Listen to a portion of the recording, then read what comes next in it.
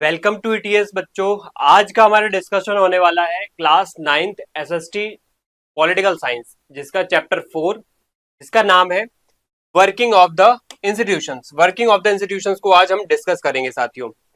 तो आज का डिस्कशन ये है कि कैसे हमारे इंडिया में, कैसे दुनिया के अलग अलग देशों में जो इंस्टीट्यूशंस होते हैं वो कैसे काम करते हैं। पहले तो हमें ये पता होना चाहिए इंस्टीट्यूशन होते क्या है, तो उसके लिए हम आगे देखते हैं। सबसे पहले एक इंफॉर्मेशन आप समझ लो बच्चों, हमारे क्लास के नोट्स फ्री ऑफ कॉस्ट आपको दिए जाएंगे। वो हमारे टेलीग्राम चैनल पर, वो है हमारे टेलीग्राम चैनल पर, वो है ETS academy official. ETS academy official, जिस पर आपको फ्री क्लास नोट्स और पीडीएफ्स प्रोवाइड किए जाएंगे। आप इस पर जाकर के ज्वाइन कर सकते हो। हमारा हैंडल है ETS academy official. Okay, now अब स्टार्ट करते हैं फटाफट। देखो आज का टॉपिक ऑफ डिस्कशन क्या होने वाला है। आज का टॉपिक ऑफ डिस्कशन होने वाला है, हम उसको देख लेते हैं। पहले हम 4 क्वेश्चंस को डील करेंगे, इन 4 क्वेश्चंस को समझेंगे। 4 क्वेश्चन हमारे चैप्टर के क्या है, पार्ट है। इन 4 क्वेश्चन में सबसे पहले तो ओवरव्यू देखेंगे, फिर देखेंगे पहला क्वेश्चन है how is a major policy policy decision maker taken, sorry, हमारे देश में कैसे बड़े बड़े फैसले और डिसीजंस लिए जाते हैं। दूसरा क्वेश्चन ये देखेंगे कि पार्लियामेंट क्या है, तीसरा होगा एग्जीक्यूटिव क्या है, और चौथा है जुडिशरी क्या है, ये कैसे काम करते हैं, इनको समझते हैं। सबसे पहले हमारे देश में जो अलग अलग इंस्टीट्यूशंस हैं वो कैसे काम करते हैं उनको समझते हैं। देखो, किसी भी देश को चलाने के लिए बच्चों, किसी भी देश को चलाने के लिए जरूरी है इंस्टीट्यूशंस का होना।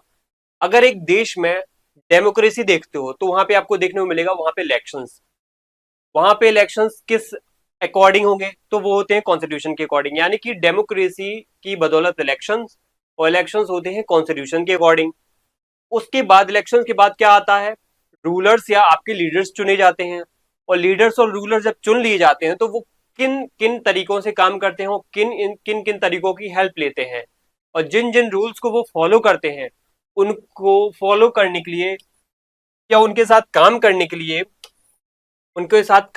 लिए जिन जिन ऑर्गेनाइजेशन के साथ वो काम करते हैं या जिनका सहयोग लेते हैं, जिनका कहीं ना कहीं वो एसोसिएटेड होते हैं, उनको कहते हैं हम इंस्टीट्यूशंस। मतलब सीधी सी बात ये है कि हमारे लीडर्स, हमारे रूलर्स जब कोई काम करते हैं तो जिन रूल्स का, जिन रेगुलेशंस का, जिन लॉज का कहीं ना कहीं उपयोग करते हैं, यूज करते हैं, साथ में जिन जिन ऑर्गेनाइजेशंस का वो सहयोग लेते हैं, उनको हम कहते हैं इंस्टीट्यूशंस। अब समझते हैं कैसे इंस्टीट्यूशंस होते हैं। अगर आप जाओगे हमारे इंडिया के कॉन्स्टिट्यूशन में तो आपको लेजिस्लेचर देखने को मिलेगा, एक इंस्टीट्यूशन जो कि हमारे देश में क्या करता है, लॉ को बनाता है, जैसे पार्लियामेंट हो गया। एग्जीक्यूटिव होती है एक इंस्टीट्यूशन जो कि क्या करती है, हमारे लॉ, बने हुए लॉ को इंप्लीमेंट करती है, जैसे हमारे देश की सरकार जिसमें होते हैं पीएम और अलग अलग मंत्री। ठीक है, एग्जीक्यूटिव समझ लो मंत्री होते हैं। और लेजिस्लेटिव मतलब संसद देश की, जिसमें आते हैं लोकसभा, राज्यसभा और विधानसभा अलग अलग राज्यों की। ओके, और एक होती है जुडिशरी, जिसमें आते हैं अलग अलग courts, high court, supreme court, district court, ये सब कोर्ट्स इसमें आते हैं। अब बात करते हैं कि किसी देश को काम करने के लिए किन किन चीजों की आवश्यकता होती है, और ये चीजें कौन कौन सी हो सकती हैं। ठीक है, और ये इंस्टीट्यूशंस किस तरीके से काम करते हैं, हम इसको एक फोटो के थ्रू समझते हैं। देश का कॉन्स्टिट्यूशन बनता है तो कॉन्स्टिट्यूशन कहता है हमारे देश में 3 पिलर होने चाहिए। एक तो होना चाहिए लेजिस्लेचर जो कि लॉ बनाएगा, दूसरा पिलर होना चाहिए एग्जीक्यूटिव जो कि लॉ को इंप्लीमेंट करेगा, इंपोर्ट्स में लाएगा।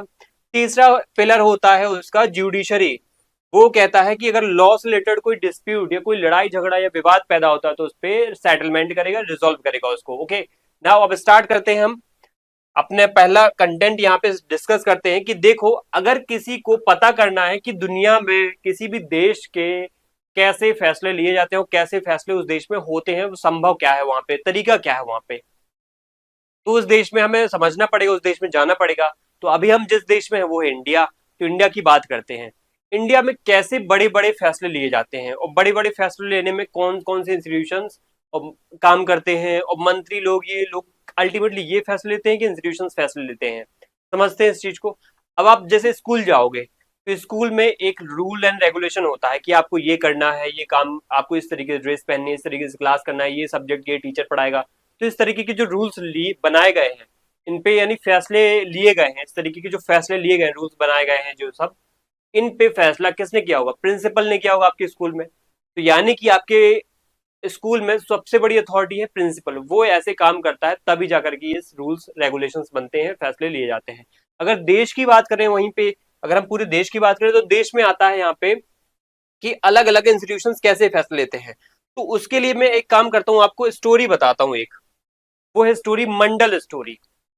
मंडल स्टोरी में हुआ ये था कि 1979 में क्या हुआ था, एक बीपी मंडल साहब, ये जो देख रहे हैं ना, बीपी मंडल साहब की अध्यक्षता में, इनकी चेयरमैनशिप में हमारे उस टाइम के प्रधानमंत्री थे मोरारजी देसाई साहब। 1979 में आप यहाँ पे देख सकते हो, मोरारजी देसाई साहब ने क्या किया था, बोला था कि देखो हमारे देश में पिछड़े लोग बहुत है। मोरारजी देसाई साहब ने बोला पिछड़े लोग बहुत है, 1979 की बात है ये, 40 साल पहले की बात, 30 से 40 साल पहले की बात। तब इन्होंने ये जब बात बोली तो वहां जो लोग थे उन लोगों ने नोटिस किया कि सही बात है कि यार यहाँ पे हमारे देश में बहुत सारे लोग पिछड़े हुए हैं, बैकवर्ड हैं, बहुत ज्यादा गरीब हैं, उनके साथ छुआछूत भी होती है। तो ऐसा करते हैं, पता लगाते हैं कितने लोग हैं ऐसे देश में। तो उन्होंने क्या किया, इस बीपी मंडल साहब को ये काम सौंप दिया, इनको काम सौंप दिया कि आप जाओ पता लगाओ। इनकी एक टीम बनाई, इस टीम का गठन हो गया, मतलब टीम बना दी। इनको पर्पस क्या था कि आपको पता लगाना है जो बैकवर्ड क्लासेस के लोग हैं, SEBC, सोशली और एजुकेशनल बैकवर्ड क्लासेस है, यानी कि समाज में जो पिछड़े हैं, जो पढ़ाई लिखाई में पिछड़े हुए हैं, बैकवर्ड हैं, उनको आप पता लगाओ कितने सारी संख्या में है हमारे देश में। तब जब इन्होंने पता लगाया तो बताया कि देश में आधे से ज्यादा लोग, मतलब आधे से ज्यादा लोग क्या है, पिछड़े हुए, मतलब 52% लोग पिछड़े हुए हैं। इंटरेस्टिंगली, मतलब इतने सारे लोग पिछड़े हुए हैं, तो ये बहुत ही खौफनाक बात हो सकती है। तो इन्होंने बोला कि ऐसे लोगों को फिर क्या करना चाहिए, अपलिफ्ट करना चाहिए, तो इनको रिजर्वेशन दे दो। कितना रिजर्वेशन दे दो, 27% रिजर्वेशन दे दो, किसमें, गवर्नमेंट जॉब्स में और एजुकेशन में। जब 1980 के आसपास जब ये इन्होंने रिकमेंडेशन दे दी, 79 में ये बना, 1980 में इन्होंने रिकमेंडेशन दे दी, उसके बाद इंदिरा गांधी और जो राजीव गांधी साहब प्रधानमंत्री बने, इन्होंने इसको इग्नोर कर दिया, इन्होंने इस पे महत्व नहीं दिया। लेकिन 1990 में एक व्यक्ति आते हैं, वो थे वीपी सिंह। वो बोलते हैं कि देखो ये जो बात बोल रहे हैं वीपी मंडल साहब की 27% रिजर्वेशन दो, किसको, SEBC यानी ओबीसी कैटेगरी को, जो बैकवर्ड क्लासेस के लोग हैं, जो पिछड़े हुए हैं, उनको दो। ऐसे आपका रिजर्वेशन की शुरुआत हुई। वीपी सिंह सरकार ने वादा कर दिया लोगों से, वो दे भी दिया। कब दे दिया, 13 अगस्त को, 13 अगस्त 1990 को, 13 अगस्त 1990 को ये उन्होंने फैसला, ये ऑर्डर पास कर दिया कि अब से देश में क्या होगा, 27 रिजर्वेशन होगा बैकवर्ड क्लासेस को, अदर बैकवर्ड क्लासेस को, जो कि वीपी मंडल साहब ने सजेस्ट की है। अब ऐसे में क्या होता है, ऐसे में जब ये ऑर्डर पास किया जाता है, ये ऑर्डर है, उसकी फोटो है, आप देख सकते हो, लिखा है 27% of reserve vacancies in civil post and services under the government of India shall be reserved for SEBC, मतलब सरकारी नौकरी में भी 27% जो सीटें हैं वो किसके लिए होंगी, रिजर्व, वो होंगी ओबीसी के लिए। उसके बाद दूसरी बात लिखी, reservation for other backward classes in civil post and services under the government of India regarding. तो कहने वाली बात है, इस तरीके से ओबीसी का रिजर्वेशन पैदा होता है, इस तरीके से ओबीसी का रिजर्वेशन हमारे देश में पैदा हो, मतलब आता है, उसकी शुरुआत होती है। ये उसका ऑर्डर है, किसने जारी किया था, ये जारी किया था हमारे 1990 में, वीपी सिंह प्रधानमंत्री थे, विश्वनाथ प्रताप सिंह, ठीक है, वो उन्होंने जारी किया था। याद रखना, वीपी सिंह जी जो प्रधानमंत्री उन्होंने जारी किया था। तो एक कहानी समझ में आ गई कि एक मंडल कमीशन बना, मोरारजी देसाई प्रधानमंत्री उन्होंने बनाया, उसके बाद जनता पार्टी के एक नेता थे वीपी सिंह, उन्होंने इसको ऑर्डर के माध्यम से पास करा दिया, इसको इम्प्लीमेंट करा दिया। ओके, ना अब हमें ये समझना पड़ेगा कि किस तरीके से ये फॉलो किया गया। आप ये समझो, यहाँ पे जो बात हुई, ये बात आपको ये नोटिस करनी पड़ेगी कि एक सबसे पहले तो एक कमीशन बना, यहाँ पे आपको ये देखना पड़ेगा कि सबसे पहले यहाँ पे एक कमीशन बना। ओके, नाउ इसको आप समझते हैं कि कमीशन जैसे ही बनता है उसका नाम रखा जाता है, उसमें अध्यक्ष रखे जाते हैं वीपी मंडल। उसके बाद वो कमीशन क्या काम करता है, उसके बाद वो कमीशन काम करता है पार्लियामेंट के आदेश पर काम करता है, हमारे सरकार के आदेश पर काम करता है। एग्जीक्यूटिव का आदेश था, मतलब प्रधानमंत्री का आदेश था, मतलब एग्जीक्यूटिव का आदेश था। काम करता है हमारे देश में SEBC कितने हैं, मतलब ओबीसी कितने हैं, एक प्रकार से ओबीसी भी कह सकते हैं इनको। तो हमारे देश में ओबीसी कितने हैं, क्या वो कितने पिछड़े हैं, या उनको रिजर्वेशन देना चाहिए। तो इन्होंने बात ही बोल दी कि रिजर्वेशन देना चाहिए 27%, और जो कि बहुत ज्यादा पिछड़े हैं, 52% लोग पिछड़े हुए हैं। तो ऐसे में क्या है, यहाँ पे हमारी एग्जीक्यूटिव इसको बाद में मानती भी है। कौन सी एग्जीक्यूटिव, वीपी सिंह सरकार की एग्जीक्यूटिव मान लेती है। तो वीपी सिंह सरकार ने यहाँ पे इनकी बात मान भी ली। यानी कि कौन कौन इन्वॉल्व था यहाँ पे, देखो एग्जीक्यूटिव यानी प्रधानमंत्री इन्वॉल्व थे स्टार्टिंग में, फिर पार्लियामेंट में इनकी रिपोर्ट रखी गई। उसके बाद पॉलिटिकल पार्टी जनता पार्टी यहाँ पे, जनता दल जो यहाँ पे था, जनता दल पार्टी यहाँ पे इन्वॉल्व थी। उसके बाद कैबिनेट यानी कि वीपी सिंह की कैबिनेट यहाँ पे इन्वॉल्व थी, और जिन्होंने इस रिपोर्ट को बनाया सिविल सर्वेंट, जो बीपी मंडल के साथ सिर्फ अकेले वो नहीं थे, उनके साथ कुछ और भी ज्ञानी लोग थे, विद्वान लोग थे, वो थे सिविल सर्वेंट्स। उन लोगों ने मिलकर इस रिपोर्ट को बनाया था, वो फिर पार्लियामेंट में रखा था। तो इतने सारे इंस्टीट्यूशंस, ये इंस्टीट्यूशंस के नाम है, आप देख रहे हो, ये इंस्टीट्यूशंस के नाम है। एक तो कमीशन खुद इंस्टीट्यूशन है, पार्लियामेंट एक इंस्टीट्यूशन है, पॉलिटिकल पार्टी इंस्टीट्यूशन है, कैबिनेट इंस्टीट्यूशन है, सिविल सर्वेंट्स भी इंस्टीट्यूशंस हैं, तो ये भी एग्जीक्यूटिव का पार्ट है। समझने वाली बात है कि इतने सारे इंस्टीट्यूशंस काम कर रहे हैं, और ये है एक्चुअल में उनका काम। अब समझते हैं कि इंस्टीट्यूशंस ये होते क्या है एक्चुअल में। अब हमारा स्टार्ट होता है कंटेंट स्टार्ट यहाँ से, कि कैसी व्यवस्थाएं होती। अच्छा, एक बात और, यहाँ पे एक विवाद भी होता है जब ये रिजर्वेशन को लागू कर दिया जाता है वीपी सिंह सरकार के द्वारा, तो कुछ लोगों को यहाँ पे बुरा लगता है कि यहाँ पे कुछ ऐसी बीसी यानी ओबीसी कम्युनिटी के लोग तो बहुत अमीर हैं, रिच हैं, उनकी समाज में भी इज्जत है, पढ़ाई लिखाई में भी बहुत अपलिफ्टेड है, क्या उनको भी ओबीसी में रिजर्वेशन मिलना चाहिए 27%? तो यहाँ पे सुप्रीम कोर्ट में केस जाता है, इंदिरा साहनी केस करके उसमें फैसला आता है सुप्रीम कोर्ट का। उसमें कहा गया कि देखो, ये रिजर्वेशन सिर्फ गरीब लोगों को, जो एक्चुअल में गरीब है, उनको मिलेगा, ना कि सभी को। तो इंदिरा साहनी जजमेंट के माध्यम से उन्होंने बोला कि जो क्रीमी लेयर के लोग हैं, क्रीमी लेयर मतलब जो बहुत ज्यादा पैसे वाले ओबीसी हैं, पैसे वाले हैं बट निचली कास्ट के हैं, जिनके पास बहुत ज्यादा क्या है, पढ़ाई लिखाई के रिसोर्सेस हैं, जो बहुत ज्यादा पढ़े लिखे भी हैं, तो क्रीमी लेयर है जो, ठीक है, जो सोशली अपलिफ्टेड है, ठीक है, जो एजुकेशनली अपलिफ्टेड है, उनको क्या होगा, यहाँ पे इस रिजर्वेशन का फायदा नहीं दिया जाएगा। तो सीधी सी बात यहाँ पे ये हो गई कि क्रीमी लेयर का कॉन्सेप्ट यहाँ पे सुप्रीम कोर्ट ने दे दिया, और एक प्रकार से जो डिस्प्यूट था, जो अमीर ओबीसी के लोग थे, उनको क्रीमी लेयर के माध्यम से बाहर कर दिया गया रिजर्वेशन में। अब बात आती है कि किस तरीके से ये इंस्टीट्यूशंस काम कर रहे हैं। देखो, यहाँ पे हमने कौन कौन से इंस्टीट्यूशंस देख लिए। एक तो आपने देखा एग्जीक्यूटिव, जिसने ऑर्डर दिया था, जिसने ऑर्डर दिया था वही प्रधानमंत्री मोरारजी देसाई, जिसने ऑर्डर दिया था। उसके बाद एग्जीक्यूटिव के बाद जो ये रिपोर्ट मंडल कमीशन ने रखी, यानी जो कमीशन बना, वो भी एग्जीक्यूटिव है, ठीक है। और यहाँ पे जो टीम बनी वो भी एग्जीक्यूटिव है, यहाँ पे जो प्रधानमंत्री थे वो भी एग्जीक्यूटिव है, ठीक है। ये सब एग्जीक्यूटिव थे जिन्होंने आदेश दिया। इसके बाद अगर बात करें तो यहाँ पे लेजिस्लेचर एक दूसरा इंस्टीट्यूशन है जिसमें ये रिपोर्ट रखी गई। जैसे संसद, हमारे देश की संसद इसमें आ जाती हो। और तीसरा है ज्यूडिशरी, कि इस मंडल कमीशन की बात में जो विवाद हुआ उसका फैसला किसने किया, सुप्रीम कोर्ट ने किया।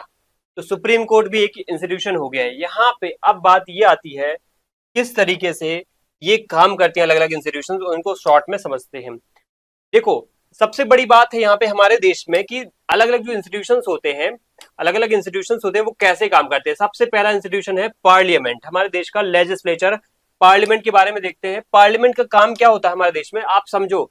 हमारे देश में पार्लियामेंट की आवश्यकता क्यों है, why we need a parliament. Parliament मतलब हमारे देश में होती है संसद, जिसके क्या होते हैं, तीन पार्ट्स होते हैं, तीन ऑर्गन्स होते हैं, सॉरी। एक तो होता है खुद प्रेसिडेंट होता है, दूसरा होता है लोकसभा, और तीसरा होता है राज्यसभा। प्रेसिडेंट, लोकसभा, राज्यसभा, ये तीनों पार्लियामेंट है।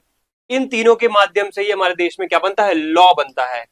अगर हमें कोई लॉ बना हुआ है उसको खत्म करना है तो भी इन तीनों के व्यक्तियों के माध्यम से ही ये होगा। मतलब दोनों हाउसेस और प्रेसिडेंट, लोकसभा राज्यसभा हाउसेस होते हैं पार्लियामेंट के, और प्रेसिडेंट क्या होते हैं, प्रेसिडेंट उसका एक ऑर्गन होती है। यानी कि पार्लियामेंट में तीन ऑर्गन होते हैं, एक तो प्रेसिडेंट होते हैं, दूसरा होता है लोकसभा, और तीसरा होता है राज्यसभा, ठीक है। ये तीन ऑर्गन से मिलकर के बनता है हमारा पार्लियामेंट। तो ये करते क्या है, लॉ मेकिंग का काम करते हैं, कंट्रोल करते हैं गवर्नमेंट के ऊपर, गवर्नमेंट अपने मनमानी ढंग से काम ना करने लगे, गवर्नमेंट तानाशाह ना हो जाए, इसलिए उनपे कंट्रोल करते हैं। कैसे कंट्रोल रखते हैं, कंट्रोल रखते हैं लोकसभा से, लोकसभा के थ्रू रखते हैं कंट्रोल। ये भी बात भी सुन लो, क्योंकि सरकार के जो ज्यादातर मंत्री हैं वो कहाँ बैठते हैं, लोकसभा में और राज्यसभा में। और जो सरकार बनती है, सरकार का फॉर्मेशन होता है, फॉर्मेशन ऑफ गवर्नमेंट, वो लोकसभा से होता है। इसीलिए लोकसभा के माध्यम से कंट्रोल ओवर द गवर्नमेंट यहाँ पे देखा जाता है। इसके बाद कंट्रोल ओवर मनी, हमारे देश में जो पैसा होता है, लोगों का पैसा होता है, लोग जो टैक्स के माध्यम से पैसा देते हैं वो सरकार के पास जाता है ना। जब उसको खर्च करना होता है बजट के थ्रू, जब बजट के थ्रू पैसा निकाला जाता है सरकार के द्वारा, तो उसको लोकसभा यानी इसी पार्लियामेंट की अनुमति, पार्लियामेंट की परमिशन से निकाला जाता है।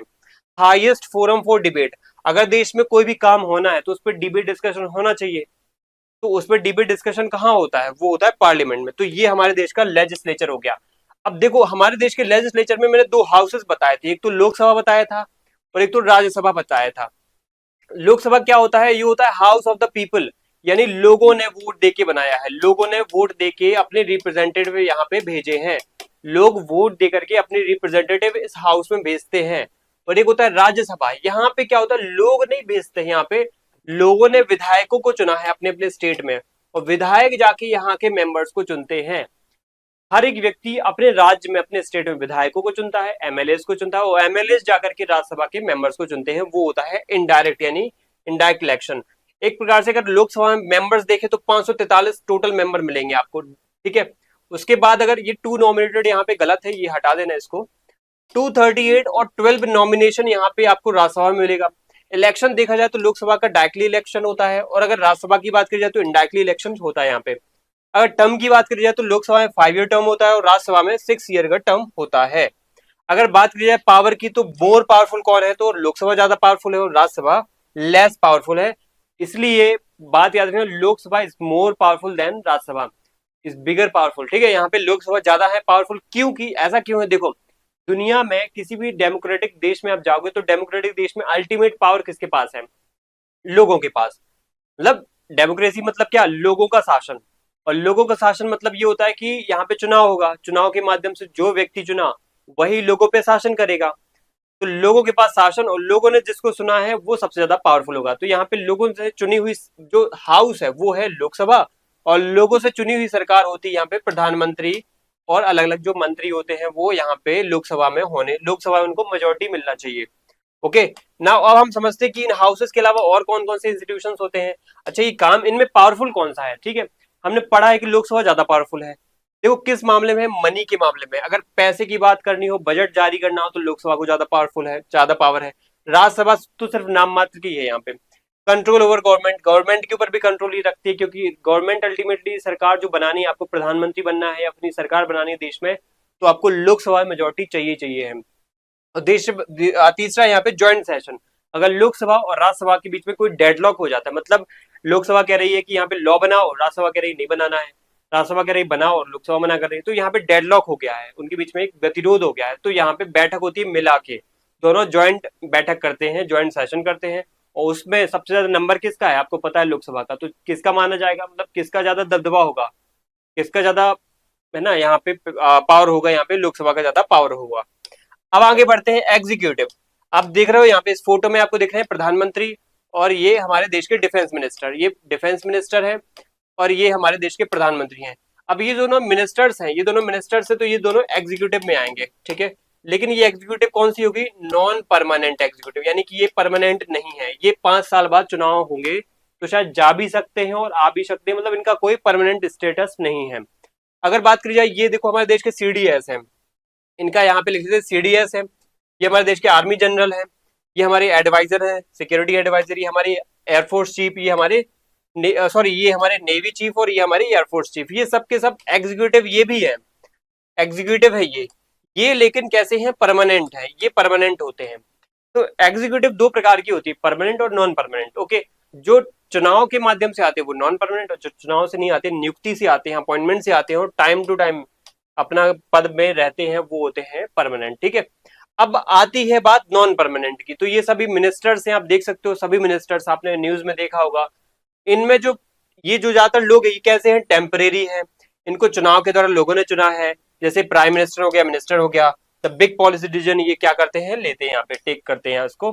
अगर मैं नॉन परमानेंट की बात करूं तो वो होते हैं यहाँ पे कुछ सिविल सर्विसेज के लोग, जैसे कि आईएएस आईपीएस के लोग, ठीक है। आप देख सकते हो आईएएस आईपीएस आईएफएस आईआरएस और आईएफओएस, ठीक है। यहाँ पे आर्मी के लोग भी हो सकते हैं, ठीक है, आपके एयरफोर्स के लोग भी हो सकते हैं, नेवी के लोग भी हो सकते हैं, वो डिफरेंट डिफरेंट टाइप के लोग जो गवर्नमेंट जॉब में काम कर रहे हैं, जिनका चुनाव नहीं हुआ है, जो गवर्नमेंट की एग्जाम निकाल करके गए हैं यहाँ पे, जिनकी अपॉइंटमेंट हुई है, ठीक है। तो वो लोग यहाँ पे क्या होते हैं, परमानेंट एग्जीक्यूटिव का काम करते हैं। हमारे देश में प्राइम मिनिस्टर सबसे बड़ा एग्जीक्यूटिव माना जाता है, हमारे देश में प्राइम मिनिस्टर सबसे बड़ा एग्जीक्यूटिव माना जाता है, इसको हेड ऑफ द गवर्नमेंट कहते हैं, हेड ऑफ द गवर्नमेंट कहते हैं। इससे बड़ा भी एक वो होता है एग्जीक्यूटिव, वो होता है प्रेसिडेंट, बट उसको हेड ऑफ द स्टेट कहते हैं, वो सिर्फ नाम मात्र का होता है। आप समझते हैं प्राइम मिनिस्टर को। देखो प्राइम मिनिस्टर हमारे देश में बहुत सारे हुए हैं। एक तो पहले प्राइम मिनिस्टर थे नेहरू जी, और अभी वर्तमान में है मोदी जी, ठीक है। इनको प्रेसिडेंट नियुक्त करते हैं और ये क्या करते हैं, कैबिनेट मीटिंग करते हैं, डिस्ट्रीब्यूट करते हैं उनको काम क्या करना चाहिए, अलग अलग मंत्रियों को काम क्या करना है क्या नहीं करना है, ये सब बताते हैं। तो ये प्रधानमंत्री का काम होता है, और हमारे देश को अल्टीमेट चलाने वाले नेता यही होते हैं, हेड ऑफ द गवर्नमेंट होते हैं।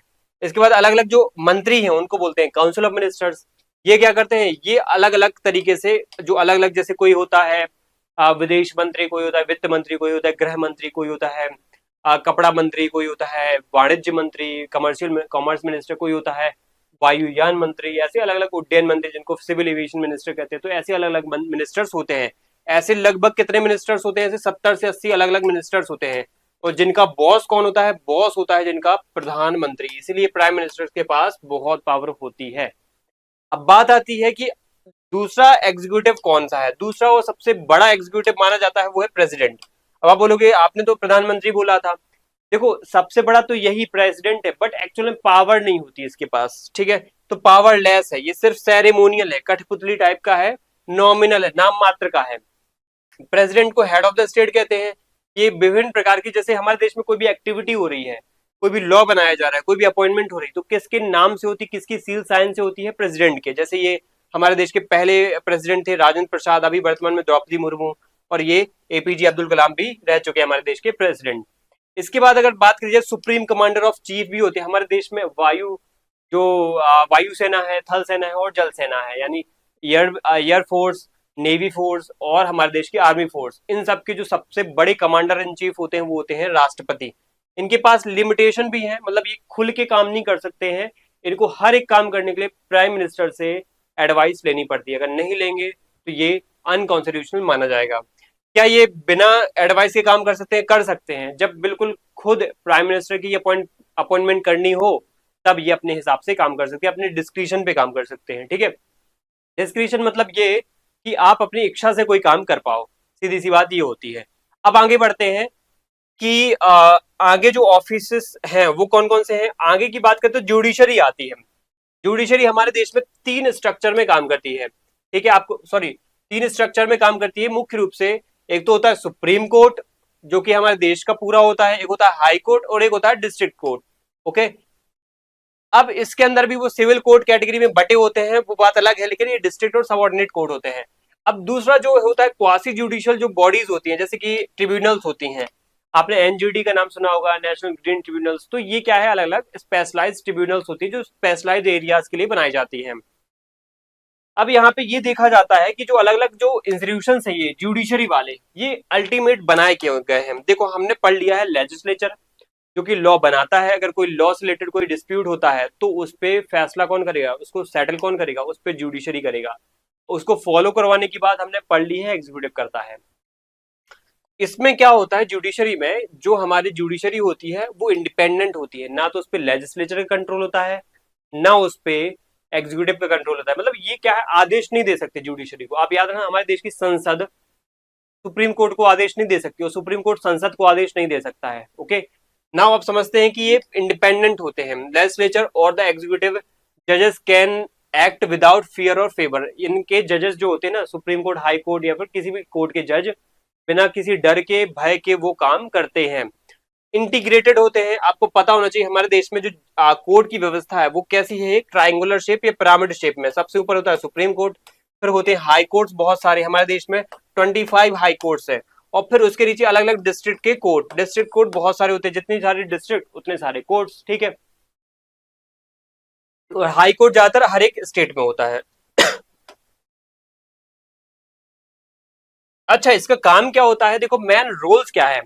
अगर मैं बात करूं जुडिशरी की, मुख्य काम क्या है, तो डिस्प्यूट को सेटल करना।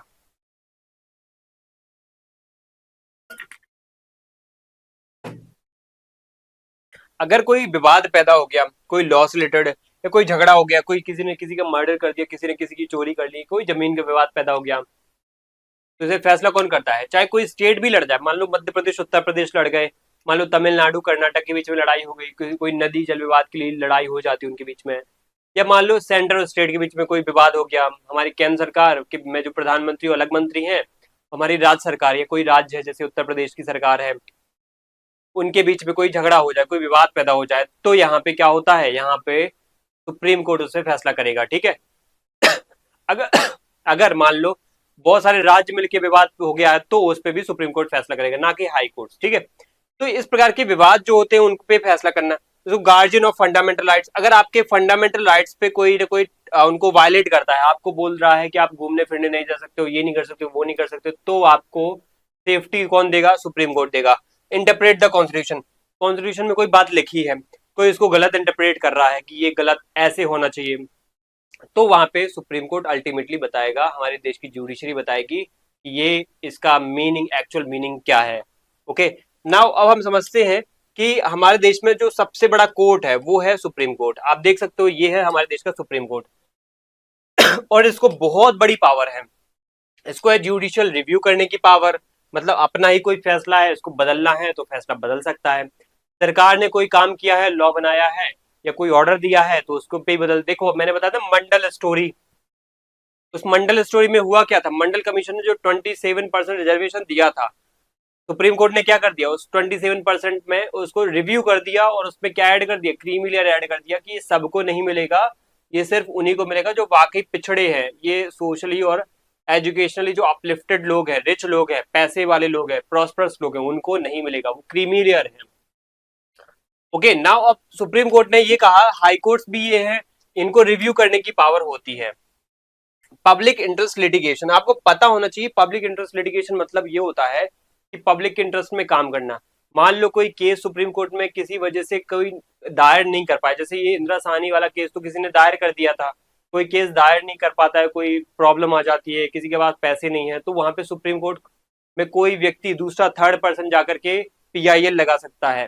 सुप्रीम कोर्ट खुद वहां पे पब्लिक इंटरेस्ट लिटिगेशन को इनिशिएट कर सकता है किसी के थ्रू, या वो सो मोटो के माध्यम से भी यहाँ पे पब्लिक इंटरेस्ट में काम कर सकता है। तो सुप्रीम कोर्ट की पावर देख रहे हो आप, कि वो खुद भी इन्वॉल्व हो सकता है कोई केस में अगर चाहे तो। वो जैसे एक बार क्या हुआ था, पॉल्यूशन की वजह से जो ताजमहल है उसके ऊपर काले जो पॉल्यूशन की जो पार्टिकल्स होते हैं ना, ब्लैक पार्टिकल्स, वो जमा हो रहे थे।